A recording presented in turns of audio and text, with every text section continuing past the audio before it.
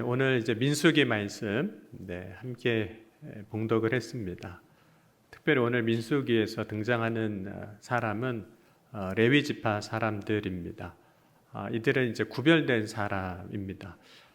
구별됨은 진영을 짤 때서부터 달랐습니다. 그러니까 이스라엘 백성들의 12지파들이 이제 광야 생활할 때 진을 치고 혹은 행진을 하고 혹은 전쟁을 할 때 회막을 중심으로 동쪽과 또 남쪽, 서쪽, 북쪽에 이렇게 진을 치게 됩니다. 동쪽에 진을 친 군인의 수는 약 18만 6천 명 정도가 되고 남쪽에 진을 친 숫자는 15만 명, 또 서쪽에 진을 친 숫자는 약 10만 8천 명 정도가 됩니다. 그래서 동쪽으로는 유다 지파, 이사갈 지파, 스불론 지파가 진을 치고 남쪽으로는 루벤 지파, 시므온, 또 갓 지파가 진을 이제 칩니다. 그리고 서쪽에는 에브라임 지파, 므낫세 지파, 베냐민 지파가 진을 치고 북쪽으로는 이제 아셀 지파, 납달리 지파, 단 지파가 진을 치게 됩니다. 그런데 이 진을 치면 일상의 삶에서 삶의 위치, 자리를 이야기해 주는 것일 뿐만 아니라 이스라엘 백성들이 이제 행진할 때도 또 전쟁할 때도 이 진영의 모습들은 이제 흐트러지지 않고 진영의 모습을 유지하게 됩니다. 그래서 민수기 이제 오늘 읽진 않았지만 2장 34절을 보면 이스라엘 자손이 여호와께서 모세에게 명령하신 대로 다 준행하여 각기 종족과 조상의 가문을 따르며 자기들의 길을 따라 진치기도 하고 행진하기도 하였더라. 그런데 레위 지파 같은 경우는 이제 구별됐다고 그랬거든요. 근데 구별된 이 레위 지파들은 그 진영 가운데 회막과 함께 이제 가운데 서게 됩니다. 진을 칠 때에도 그 회막과 함께 가운데 있게 되고 행진할 때에도 이제 그 진영과 함께 가운데 있게 됩니다.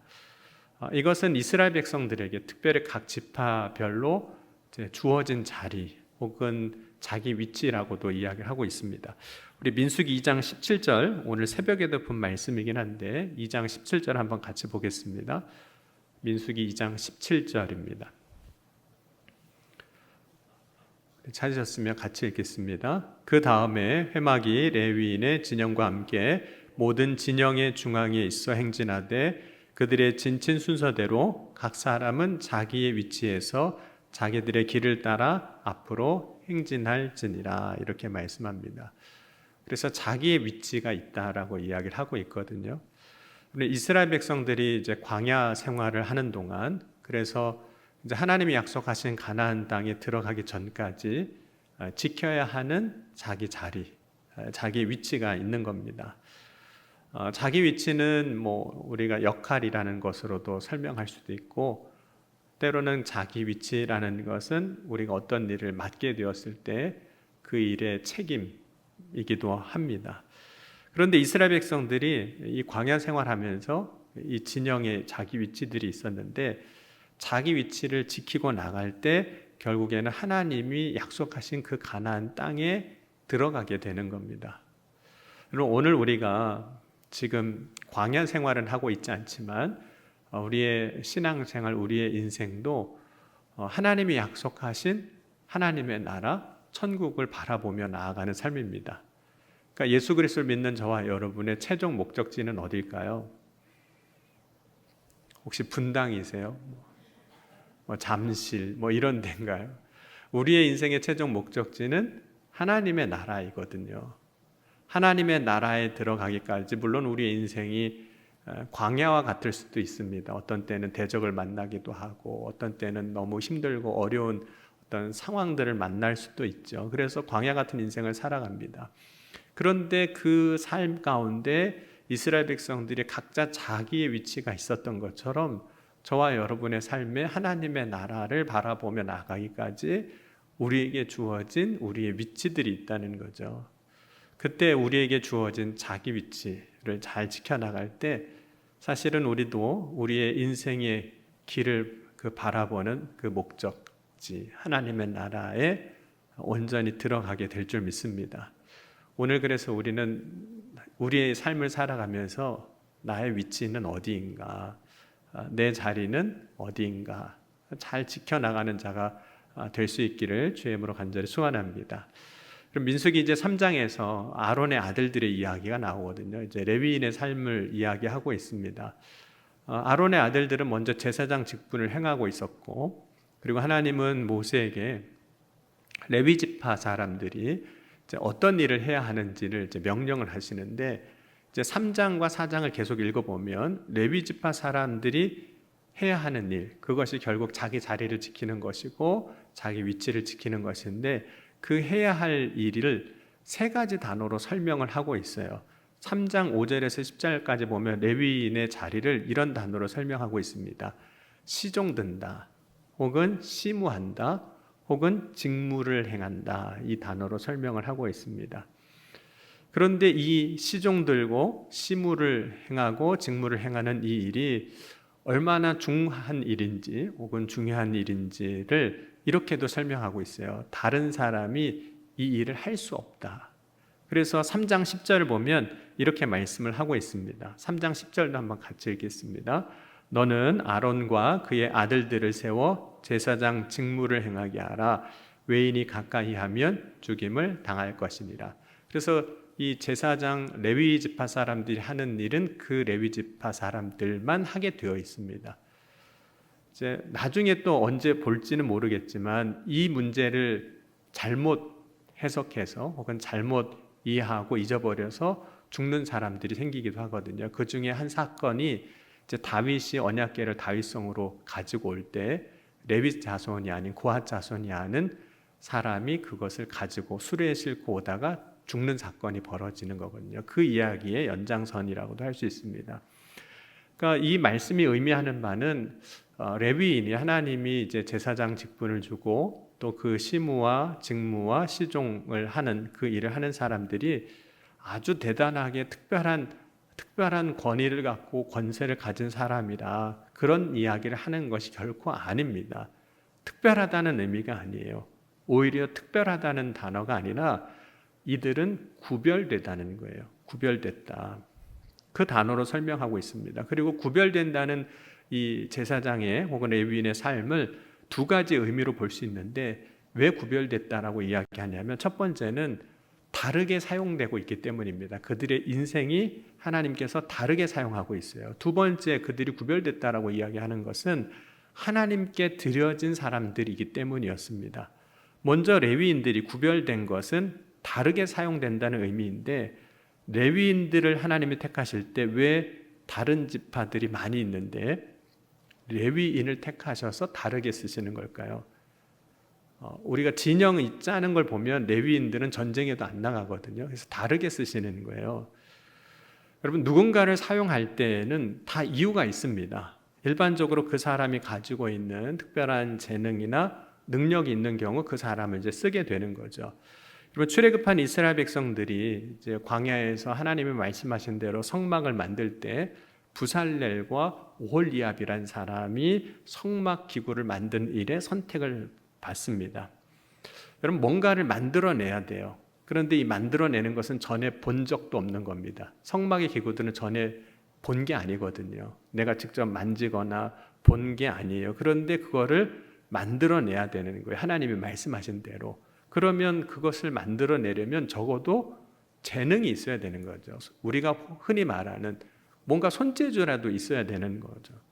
여러분, 재능이 없다면 아무리 하나님이 말씀하셨어도 그 하나님의 말씀대로 온전한 모양으로 또 온전한 기능을 할 수 있는 그 무언가로 만들어내기가 어렵게 되는 거예요. 여러분, 사람들 보면 차이가 있잖아요. 어떤 사람은 만지면 다 고치는 사람이 있는가 하면 어떤 사람은 만지면 다 어떻게 되죠? 고장나요.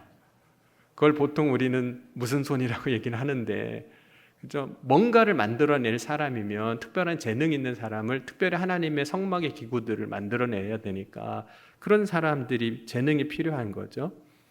물론 이제 부살렐과 오홀리압은 하나님께서 그들을 택하실 때 새로운 마음과 지혜를 주십니다. 여기서 새로운 마음이라는 것은 아마도 이전에 없었던 것에 대한 이야기를 하고 있기 때문에 우리가 요즘식으로 표현하자면 창의적인 생각, 창의성에 대한 이야기일 겁니다. 그리고 지혜라는 것은 사물의 이치와 기능을 깨달아서 알게 하는 것인데, 하나님의 성막에 사용되는 기구들을 만들어내려면 여러분 사물의 이치와 기능들을 잘 알아야 그것을 재료를 가지고 잘 만들어내지 않겠습니까? 그러니까 하나님께서 그들을 택하시고 재능 있는 사람들 택하시고 새로운 마음과 지혜를 주신 겁니다. 그래서 하나님이 말씀하신 것을 듣고 그것에 맞추어서 성막에 필요한 기구들을 이제 만들어낼 수 있었던 거예요. 그런데 레위인들은 부살렙과 오홀리압과 같이 어떤 특별한 능력이나 재능이 있기 때문에 하나님이 그들을 다르게 사용한 게 아니라는 거예요. 왜냐하면 이 사람들은 그냥 지파 전체를 이야기하는 겁니다. 어떤 특정한 사람을 이야기하는 게 아니에요. 그렇다면 하나님이 레위인을 구별했다는 것은 지금 다르게 쓰시겠다는 의미가 분명히 있지만, 더 중요한 의미는 그들이 하나님 앞에 드려진 사람들이기 때문에 그들을 구별하여 쓰시겠다는 겁니다. 그렇다면 레위인은 도대체 어떻게 하나님 앞에 드려진 사람이 되었는가 하는 겁니다. 그 지파 전체가 어떻게 하나님 앞에 이렇게 드려졌는가 하는 거예요. 여러분, 레위인들이 하나님께 구별된 자로 드려질 때 하나님은 이스라엘 자손의 처음 태어난 남자 1개월 이상의 남자의 수를 다 계수하게 하셨습니다. 그러니까 1개월 이상 된 장자들 다 계수하게 하셨어요. 그러니까 민수기를 지금 우리가 보고 있잖아요. 민수기의 특징은 뭘까요? 숫자를 세는 거거든요. 그래서 출애굽할 때 지파별로 싸움에 나갈 20세 이상의 남자들의 숫자를 세고, 또 오늘 말씀에서도 이제 장자들 1개월 이상 태어난 처음 태어난 장자들의 숫자를 셉니다. 1개월 이상의 남자 중에서 처음 태어난 남자 장자의 숫자를 세는 이유가 있어요. 그 이유는 이스라엘 백성들이 출애굽할 때 구원을 받았는데 그 구원의 은혜와 관련이 있기 때문에 그래요. 여러분, 이스라엘 백성들이 출애굽할 수 있었던 결정적인 이유는 하나님께서 애굽 땅에 10가지 재앙을 내리셨기 때문입니다. 바로 왕이 하나님 말씀을 들었지만 그 마음이 완악하여 하나님 말씀대로 행하지 않았고, 그래서 이스라엘 백성들을 이제 출애굽시키지 않았고 백성들을 보내지 않습니다. 그래서 하나님이 애굽 땅에 재앙을 내리기 시작하는데, 9번째 재앙까지는 꿈쩍도 안 하던 바로 왕이 10번째 재앙이 내려지니까 이스라엘 백성들을 보냅니다. 근데 그 10번째 재앙이 뭐냐면, 애굽 땅에 있는 처음 태어난 짐승이든 사람이든 장자는 그 하룻밤에 다 죽는 재앙이 이제 10번째 재앙입니다. 그래서 출애굽기 11장 5절과 6절 보면 이렇게 말씀하고 있어요. 애굽 땅에 있는 모든 처음 난 것은 왕위에 앉아 있는 바로의 장자로부터 맷돌 뒤에 있는 몸종의 장자와 모든 가축의 처음 난 것까지 죽으리니 애굽 온 땅에 전무후무한 큰 부르짖음이 있으리라. 그래서 하루아침에 정말 집에 장자가 다 죽습니다. 여러분, 장자는 물론 요즘은 조금 달라졌지만 특별한 의미가 있는 거잖아요. 때로는 가문을 잇는다든지 그 집의 첫 열매이기도 하고 처음 난 자이기 때문에 중요한 의미를 갖고 있습니다. 그런데 어느 날 아침에 우리 집 아들이 장자가 죽었어요. 근데 옆집도 그렇고 애굽 땅에 있는 모든 사람들이 다 죽는 겁니다. 그런데 그때 하나님께서 그 죽음의 재앙은 이스라엘 백성들에게는 임하지 않게 하십니다. 어떻게 임하지 않게 하시냐면 그들이 그 재앙에서 구원받게 하시는데 이렇게 말씀하세요. 출애굽기 12장 3절에서 14절까지를 같이 한번 읽어보겠습니다. 이 구원받는 사건을 우리가 이해해야 왜 하나님이 레위인을 이제 구별하셨는지, 드려진 자라고 왜 어떤 의미에서 그런 의미가 생겼는지를 이제 알게 되거든요. 출애굽기 12장 3절부터 이제 14절까지 우리 같이 제가 한 절 읽고 여러분들이 한 절 읽고 12장 3절에서 14절까지 읽겠습니다. 너희는 이스라엘 온 회중에게 말하여 이르라 이달 열흘에 너희 각자가 어린 양을 잡을지니 각 가족대로 그 식구를 위하여 어린 양을 취하되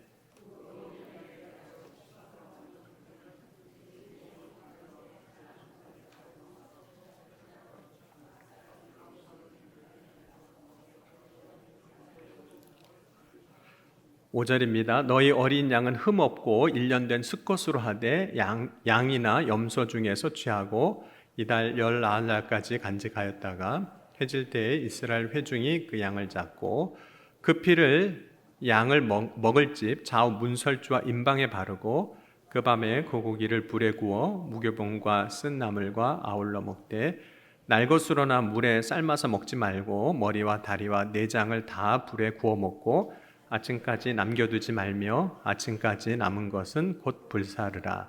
너희는 그것을 이렇게 먹을지니 허리에 띠를 띠고 발에 신을 신고 손에 지팡이를 잡고 급히 먹어라. 이것이 여호와의 유월절이니라. 내가 그 밤에 애굽 땅에 두루 다니며 사람이나 짐승을 막론하고 애굽 땅에 있는 모든 처음 난 것을 다 치고 애굽의 모든 신을 내가 심판하리라. 나는 여호와라. 내가 애굽 땅을 칠 때 그 피가 너희가 사는 집에 있어서 너희를 위하여 표적이 될지라. 내가 피를 볼 때에 너희를 넘어가리니 재앙이 너희에게서 내려 멸하지 아니하리라. 너희는 이날을 기념하여 여호와의 절기를 삼아 영원한 규례로 대대로 지킬지니라. 이제 유월절이거든요. 유월절이 어떻게 지켜지게 됐는지 또 유월절의 의미가 무엇인지를 이제 출애굽기에서 말씀하고 있습니다. 그런데 우리가 여기서 출애굽기 12장에서 4절에서 볼 것 중에 하나가 4절 마지막 부분에 보면 계산할 것이며 이렇게 말씀하고 있어요. 계산하라고 말씀하셨거든요. 그래서 이 어린 양과 그 구원받을 사람의 숫자가 맞아야 됩니다. 그 분량이 맞아야 돼요. 이거는 좀 봐주세요. 이렇게 퉁치고 이런 게 없는 겁니다. 계산하라고 돼 있어요. 그리고 13절 마지막 절에 보면 내가 피를 볼 때 너희를 넘어가리니 재앙이 너희에게 멸하지 아니하리라. 그래서 하나님께서 이 장자를 구원하실 때 어린 양에 드려진 피의 값을 계산하게 하신 거예요. 그래서 그것만큼 이스라엘을 장자를 이제 구원하시게 됩니다. 이것이 이제 이스라엘 백성들이 유월절을 통해서 그 애굽 땅에 내리는 재앙, 장자가 죽는 재앙에서 장자가 구원받는 사건이에요. 여러분, 구원은 당연한 걸까요? 여기서 우리는 하나님이 우리에게 주시는 구원의 중요한 원리, 특별히 생명이 대속받는 원리를 이제 보게 됩니다. 그러니까 생명이 대속받을 때에는 그 생명의 값과 동일하다고 여겨지는 혹은 동일하다고 인정하는 값이 똑같이 치러져야 되는 거예요. 그게 이제 대속이거든요. 여러분, 하나님이 이스라엘 백성들을 구원하실 때 그 생명을 양의 피로 대신하겠다고 하신 거예요. 문설주에 그 피를 바르기 위해서 희생된 양은 이스라엘 백성 중에 장자, 이 죽음의 사자가 임할 때 이 장자가 대속되기 위한 대속물이 된 겁니다. 그 양이. 여러분, 이스라엘의 장자가 구원받기 위하여 양의 피값이 이제 지불된 거예요. 그런데 하나님은 이 부분에 대해서 계산이라는 단어를 쓰셨다는 거예요. 여러분, 하나님의 구원의 은혜를 받은 사람의 입장에서는 우리가 값없이 구원의 은혜를 받은 거지만 그 구원이 이루어지기 위해서는 반드시 값은 지불된 겁니다. 하나님은 계산하시는 하나님이세요. 정확하게 계산하시는 분이시거든요. 여러분, 그렇다면 그때 구원받은 장자의 숫자가 몇 명일까요? 이제 민수기니까 숫자가 나올 거거든요. 몇 명이 구원받았을까요? 오늘 3장 43절 한번 보겠습니다. 3장 43절 3장 43절 같이 보겠습니다. 1개월 이상으로 계수된 처음 태어난 남자의 총계는 22,273명이었더라. 그래서 그때 이제 구원받아서 나온 장자, 처음 태어난 1개월 이상의 남자의 숫자가 22,273명입니다. 그러면 하나님은 그렇다면 이 값을 어떻게 계산하실까요? 이제 양의 값으로 치루어진 거잖아요. 이제 값을 이제 이스라엘 보고 내라고 하시는 거예요. 대신 냈으니까 이제 너희가 그 값을 낼 차례라고 이야기하시는 거예요. 문제는 이제 항상 값을 누가 치르냐가 문제잖아요. 여러분 식당 가서 제일 중요한 게 뭘까요? 메뉴를 정하는 것도 중요한데 마지막에 그 값을 누가 내느냐 하는 거잖아요.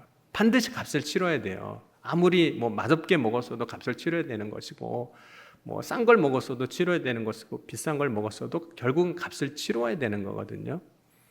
그럼 지금은 이제 뭐 고등학교까지 거의 무상 교육입니다. 그런데 과거에는 교육비를 냈거든요. 이제 다 잊어버리셨나요? 과거에 월사금 내신 거 혹시 기억나세요? 월사금. 네. 아이들 자녀들 월사금을 내야만 했습니다. 물론 이제 학교를 다닐 때 자녀들은 자기가 직접 안 냈죠. 월사금을 안 냈지만 그 이유는 부모가 냈기 때문에 자녀들은 안 내는 거예요. 뭐 내는 건 보기도 하고 뭐 자기가 가져가기도 했을 수 있지만 내는 거죠. 여러분 지금은 이제 무상교육이라는 개념으로 인해서 직접 부모가 교육비를 내진 않지만 결국에는 누가 내고 있을까요? 누군가는 내고 있어요. 저와 여러분이 다른 형태로 세금이라는 형태로 결국은 내고 있는 거거든요. 그러니까 무상이지만 실제는 누군가는 냈기 때문에 무상이 되는 거예요. 그러니까 반드시 지불되고 있는 거죠. 일괄적이진 않지만 누군가 지불한 것으로 그 값이 치루어져야만 한다는 거죠. 여러분 세상에는 공짜가 있을까요? 없을까요? 없습니다. 물론 내가 얻어먹기도 하고 내가 지불은 안 해서 내가 돈은 안 낼 수는 있지만 내가 얻어먹는 이유는 얻을 수 있는 누군가 내서 그래요. 내가 받을 수 있는 것은 누군가 그 값을 지불해서 그래요. 그러니까 모든 것에는 그에 합당한 값이 다 있습니다. 여러분 하나님은 우리에게 구원의 은혜를 주시기 위해서 자신이 친히 그 값을 다 지불하신 거예요. 하나님이 죄의 삭시 사망이시기 때문에 죄인된 우리를 구원하시기 위해서 자신의 아들을 모든 사람의 대속의 값으로 십자가의 사건을 통해서 지불하신 겁니다. 왜냐하면 율법으로 우리가 보자면 피는 곧 생명이에요. 죄의 삭은 사망이니까 그 사망의 값을 대신하는 것은 피밖에 없는 겁니다. 그래서 아들을 죽게 하신 거예요. 그러니까 생명을 구원하시기 위해서 하나님은 생명의 값을 지불하셨습니다. 이것이 이제 등가인 거예요. 같은 값, 같은 가치의 것을 지불해야만, 혹은 같은 가치로 인정되는 것을 지불해야만 지불이 되는 거거든요. 그리고 하나님은 계산하셨다 그랬잖아요. 아까도 계산이라는 단어가 나오는데 하나님은 계산하실 때 유두리가 있으실까요? 아니면 정확하실까요? 여러분이 생각하시기에 어떠신 것 같으세요? 경험상 정확하신 분이시거든요. 하나도 틀리지 않게 계산하시는 하나님이세요. 그러니까 이 장자의 값을 계산을 하시는데, 그렇다면 그 장자의 값, 구원받은 장자의 값을 이제 지불돼야 되잖아요. 레위인 이제 이스라엘 백성들이 지불해야 되는데 하나님은 어떻게 지불하는 것으로 계산하시겠다고 하셨냐면 레위인을 하나님의 일꾼으로 쓰시는 것으로 지불한 걸로 하시겠다는 거예요. 그런데 왜 레위인을 또 그 값으로 내가 쓰는 것을 값을 지불한 것이라고 하겠다고 하셨냐면 그 이유가 있습니다. 이스라엘 백성들이 이제 시내산에서 모세가 하나님 말씀 받으러 갔을 때 금송아지를 만들었거든요. 그래서 하나님이 진노하게 되고, 그리고 그 금송아지 만드는 일에 적극적으로 가담한 사람 3천여 명이 죽게 됩니다. 그게 이제 출애굽기 32장에 나오는 사건이에요. 그런데 그때 그 적극적으로 가담한 3천여 명 가량이 죽임을 당할 때 모세가 이스라엘 백성들을 불러놓고 이렇게 선포를 합니다. 출애굽기 32장 26절에 보면 누구든지 여호와의 편에 선 자는 내게로 나오라. 이제부터 너 우상의 편에 설래? 하나님의 편에 설래? 하나님의 편에 서고자 하는 사람은 나오라고 합니다. 근데 그때 하나님의 편에 서겠다고 나온 사람들이 누구냐면 레위 사람들이 나오는 거예요. 그래서 출애굽기 32장 29절에 보면 그렇게 나온 레위 사람들을 향해서 모세가 이렇게 선언해 줍니다. 여호와께 헌신하게 되었으니 그가 오늘 너에게 복을 내리리라. 이때부터 이제 레위인이 하나님께 이제 드려진 자가 되는데, 하나님은 이제 장자의 구원의 값을 이제 대신할 때 드려진 자 레위인을 그 값으로 똑같이 치르시겠다고 하신 거예요. 근데 이제 여기서 문제가 생깁니다. 아까도 이야기한 것처럼 하나님은 정확하게 계산하시는 분이잖아요. 값이 지불되려면 동일한 가치의 무엇인가로 등가로 이제 지불이 되어야 되는데, 아까 6월절 때 구원받은 장자의 수가 몇 명이었는지 기억나시나요? 22,273명. 그러면 이제 헌신된 사람, 레위인의 숫자를 세야 되잖아요. 레위인의 숫자를 세면 몇 명일까요? 3장 47절 한번 보겠습니다. 3장 46절 한번 보겠습니다. 46절 같이 읽겠습니다. 이스라엘 자손에 처음 태어난 자가 레위인보다 273명이 더 많은지. 이제 레위인으로 대신하기로 했는데 숫자를 세봤어요. 구원받은 사람의 숫자를 세보고 이제 그 사람들을 대신한 레위 사람들 숫자를 세봤는데 구원받은 사람이 273명이 더 많아요. 그러면 여러분 273명 값을 못 치른 거잖아요. 레위인 숫자로 받기로 했는데 그러면 어떻게 해야 될까요? 하나님이 2만 명 중에 270개 정도면 내가 디스카운트 해줄게. 그거는 내가 그냥 뭐 삐까삐까한 걸로 내가 봐줄게. 그냥 같은 걸로 받아줄게 하셨을까요? 하나님은 계산하시는 분인데 한치 오차도 없이 정확하게 계산하신다 그랬잖아요. 그래서 하나님이 다른 방법을 말씀하세요. 우리 47절 한번 보겠습니다. 47절 같이 읽겠습니다. 한 사람에 5세겔씩 받되 성소의 세겔로 받으라. 한 세겔은 20계란이라. 그래서 273명분에 해당하는 것을 성소 세겔로 한 사람당 5세겔씩 받게 됩니다. 그래서 이제 계산을 이제 마무리 하시는 거예요. 모자란 것은 이제 계산을 하시는 거죠. 여러분, 하나님은 하나님께 드려진 자를 이제 구원받은 자의 숫자로 대신할 때 차이가 나는 숫자에 대해서 이제 값을 내게 하셨어요. 이게 이제 속전으로 드려진 값이에요. 여러분, 어떤 물건을 많이 사면 깎아도 주는데 하나님 정말 안 깎아주시고 다 받으셨거든요. 그 이유는 이것이 하나님께서 세우신 구원의 원칙, 원리이기 때문에 그래요. 하나님이 구원의 법칙을 하나님 스스로 무너뜨리면 다 무너집니다.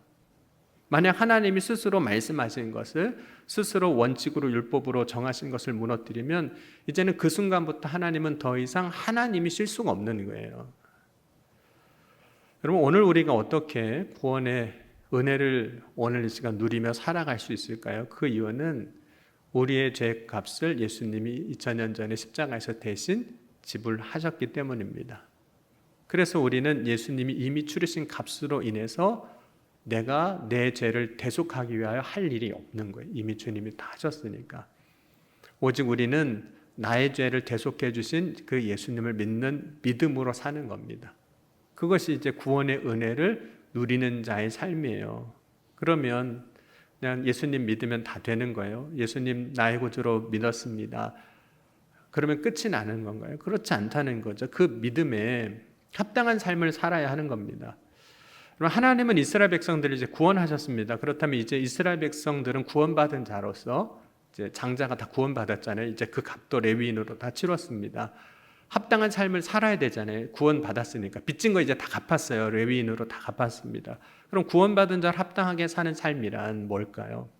그럼 민수기를 시작하면서 보여주는 믿음의 삶이 무엇인지를 이야기하고 있어요. 민수기에서 계속해서 이야기하고 있는 것 중에 하나가 이제 지금 새벽에도 여러분 오시면 이 민수기 말씀 가지고 계속 설교하거든요. 새벽 설교의 연장이니까 더 듣고 싶으신 분은 새벽에 오시면 되거든요. 어떻게 말씀하셨냐면 우리가 한번 찾아보겠습니다. 민수기 1장 1절과 1장 54절을 먼저 보겠습니다. 구원받은 자가 합당하게 살아가는 삶의 모습이 무엇인지 계속해서 반복되어지는 거예요. 민수기는 숫자만 세는 게 아니거든요. 우리 민수기 1장 1절부터 1절만 같이 읽겠습니다. 이스라엘 자손이 애굽 땅에서 나온 후 둘째 달 첫째 날에 여호와께서 시내 광야에서 회막에서 모세에게 말씀하여 이르시되, 그래서 1장 1절의 시작이 뭐냐면 여호와께서 말씀하시되. 근데 1장 54절에 가면 그 말씀하신 것이 어떻게 되는지를 이야기하고 있습니다. 1장 54절도 보겠습니다. 이스라엘 자손이 그대로 행하되 여호와께서 모세에게 명령하신 대로 행하였더라. 그래서 1장의 내용은 뭐냐면 결국은 하나님이 말씀하시고 그 말씀을 들은 이스라엘 백성들이 여호와께서 말씀하신 것을 그대로 행했다. 그럼 2장은 어떻게 될까요? 2장 1절 한번 보겠습니다. 2장 1절을 같이 한번 읽겠습니다. 여호와께서 모세와 아론에게 말씀하여 이르시되, 하나님이 말씀하셨어요. 쭉 말씀하신 내용들이 구체적으로 쭉 나옵니다. 그런 말씀을 들은 이스라엘 백성들은 어떻게 했을까요? 2장 34절로 가겠습니다. 이스라엘 자손이 여호와께서 모세에게 명령하신 대로 다 준행하여 각기 종족과 조상의 가문을 따르며 자기들의 길을 따라 진치기도 하며 행진하기도 하였더라. 그래서 진영에 대한 말씀을 주실 때 진치기도 하고 행진하기도 하는데 하나님이 말씀하신 것을 어떻게 했습니까? 다 준행하였다. 이게 2장의 내용이에요. 3장은 어떻게 될까요? 우리 3장은 1절이 아니라 11절로 넘어갑니다. 3장 11절로 같이 읽겠습니다. 여호와께서 모세에게 말씀하여 이르시되. 그럼 말씀하신 것을 듣고 이제 이스라엘 백성들은 어떻게 했을까요? 51절 같이 읽겠습니다. 모세가 이 속전을 여호와의 말씀대로 아론과 그의 아들들에게 주었으니 여호와께서 모세에게 명령하심과 같았느니라. 그래서 3장 51절에도 하나님이 말씀하신 것을 다 그대로 행하였다라고 말씀합니다.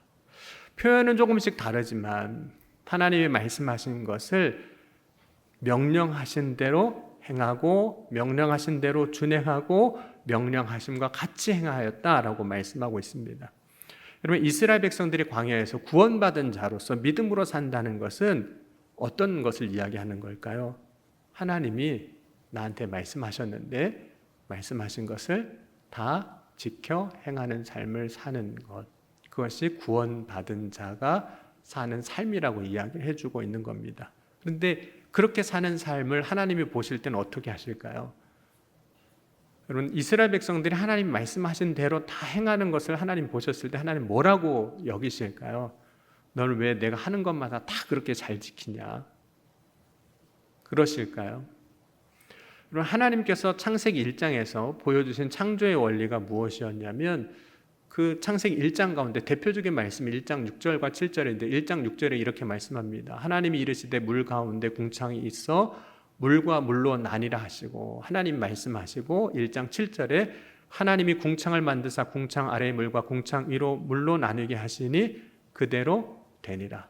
근데 그대로 되는 그 모습을 보고 하나님이 보셨을 때 뭐라고 하셨냐면 1장 창세기 31절의 결론이 뭐냐면 하나님이 그 모든 것을 보시기에 심히 좋았더라 라고 말씀합니다. 하나님 말씀하신 것이 그대로 되었을 때 하나님이 좋아하셨다는 거, 기뻐하셨다는 거죠.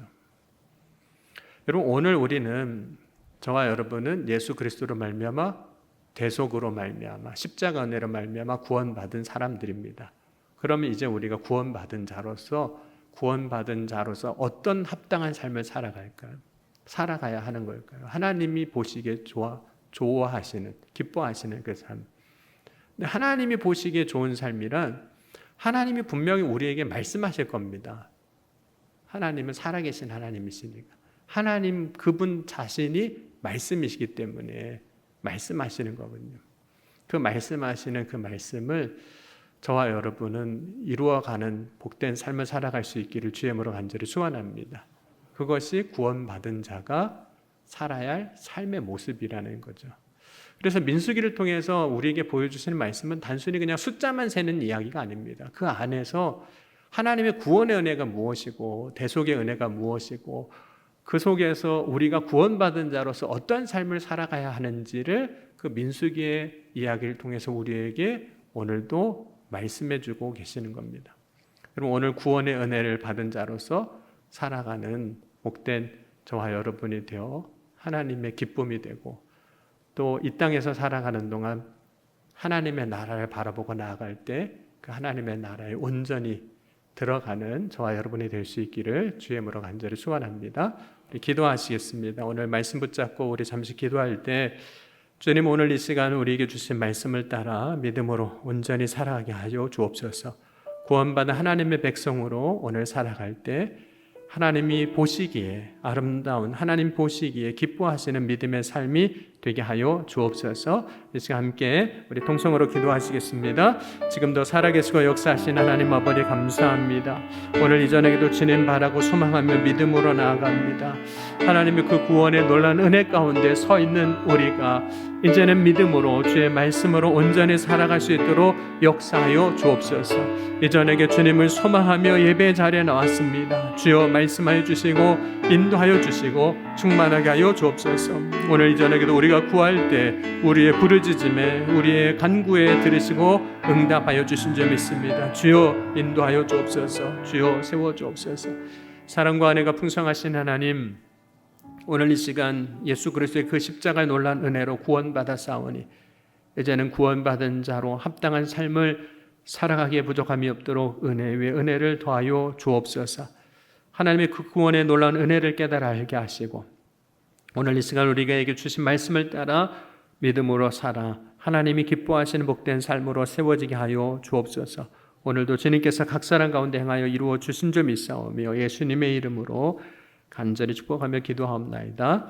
아멘. 우리 이 시간 앞뒤에 계신 분들 또 좌우에 계신 분들 다시 한번 인사하시겠습니다. 우리 주의 사랑으로 사랑합니다. 환영합니다. 축복합니다. 인사하시겠습니다. 네, 계속해서 사순절 기간 보내고 있습니다. 위에서 여러분 사순절의 의미를 기억하고 잘 보내실 수 있길 바랍니다. 특별히 사순절 기간 가운데 우리 특별 새벽 기도회가 3월 31일부터 4월 18일 또 부활주일까지 있습니다. 이번 주제는 내 안에 계신 예수님과 행복한 동행이라는 제목으로 함께 말씀을 나누겠습니다. 주일날 이제 책도 소개해 드릴 거고 또 우리가 특세 기간 동안 사용할 소책자도 나누어 드리도록 하겠습니다. 그래서 이번 사순절 특별히 특별 새벽 기도회 동안 정말 주님의 제자로 말씀을 통해서 다시 한번 또 세워지는 귀한 은혜의 시간 되실 수 있기를 바랍니다. 네, 우리 라오스에서 우리 CMC 센터 선교사님 또 스텝 방문해서 오늘 예배 참석하셨거든요. 자세한 인사는 주일날 하겠지만 오늘 우리 예배에 오셨는데 자리에 잠깐 일어나시면 그래도 먼저 박수로 우리 뜨겁게 환영하겠습니다. 파냐와 얌, 감사합니다.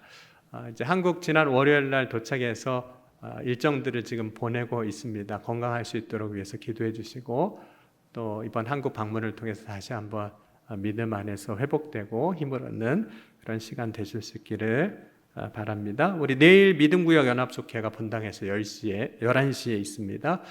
위에서 기도해 주시고 또 함께 우리 믿음구역 잘 세워질 수 있도록 우리 섬겨주시면 감사하겠습니다. 이번 주 금요 기도회에는 동대문 지방 저희 지방이죠. 나물그늘교회를 섬기는 정경호 목사님 오셔서 말씀 전해주시고 다음 주 28일에는 우리 김재광 선교사님 말씀 전해주시겠습니다. 그리고 연합속회로 모입니다. 연합속회 다 모이시면 되겠고요.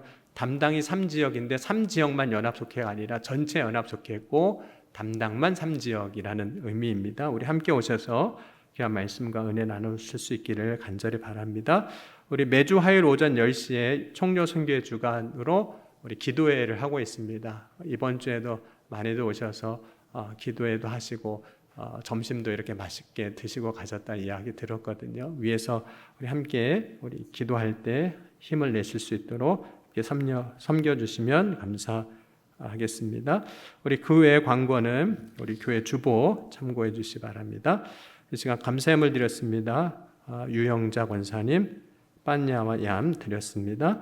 우리 김재관 선교사님, 이상미 선교사님 드렸습니다. 조유정 권사님 헌신예물로, 최병화 집사님 감사예물로 드렸습니다. 이 시간 드려진 예물 위해 기도하겠습니다. 사랑과 은혜가 풍성하신 하나님 아버지 감사합니다. 오늘 이전에게도 주의 은혜를 바라고 소망하며 믿음으로 나아갈 때 우리의 예배를 받으시고 드린 예물 위에 역사하셔서 살아 역사하신 하나님의 놀라운 은혜가 선포되고 증거되게 하여 주옵소서. 오늘도 전심으로 주님 앞에 예배하는 모든 성도들 위해 주님 합한 은혜로 성령으로 권능으로 채워주시고 붙잡아 주시고 인도하여 주셔서 날마다 살아 역사하신 주님을 알게 하시고 고백하게 하여 주실 줄 믿사오며 사랑이 많으신 우리 주 예수 그리스도의 이름으로 감사하며 간절히 축복하며 기도하옵나이다. 아멘.